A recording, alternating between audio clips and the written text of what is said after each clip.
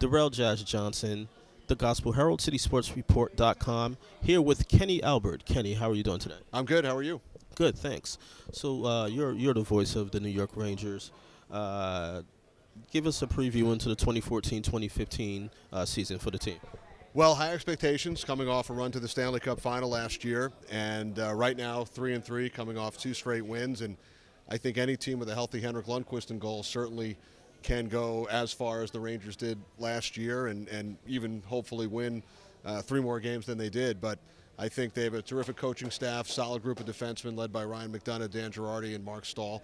They're integrating some new forwards into the system this year. They lost 4 or 5 forwards from last year's team, but I think they'll be right there at the end as far as contenders in the East. And while you're covering the Rangers, how much of an eye do you keep on the other team in the building, the New York Knicks? Well, keep a close eye on them as well.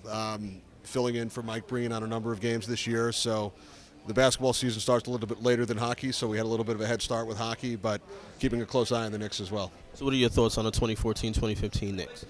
Well, again, with Phil Jackson coming in and Derek Fisher, a lot of promise and expectations.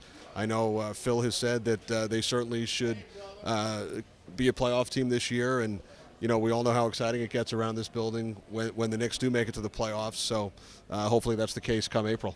Final question. Your father's voice is synonymous with this building. What sense of pride do you get every time you walk in here, knowing what this place meant to your father and what the fans mean to how much your father means to the fans? Well, there's a reason why it's called the world's most famous arena, and I still get chills when I walk in here, as I'm sure you do, and most of the fans that come to Knick games and Ranger games. And when you walk through the hallways, there are photos up of the great events that have taken place here, not only sporting events, but concerts and, aside from basketball and hockey, boxing matches, tennis matches.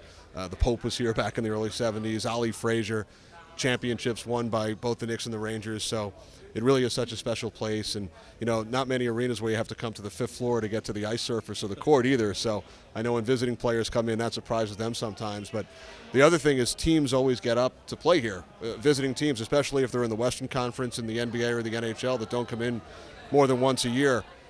It's a game that's circled on their calendar. So it's exciting, and following the transformation over the last couple of years, it's just amazing what they were able to do with the team still playing here. They did a lot of the work during the summer, but when I walk around the concourses, they're about double or triple the size of what they used to be, and unbelievable food choices. So it really is one of the destination points in New York City. All right, thanks for your time. Thank you.